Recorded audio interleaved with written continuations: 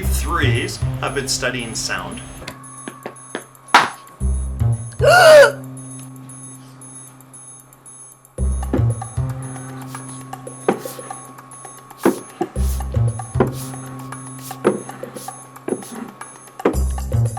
So what we've done here is we've taken a clip, good old Charlie Chaplin, we've stripped the sound away so it's a completely silent movie, and the students have been tasked with trying to look at it and decide, first of all, what kinds of sounds might be put in place and how they would in fact make those sounds. So all of them are student generated that would be put back into the movie, and then we're going to have a viewing session when we're all finished.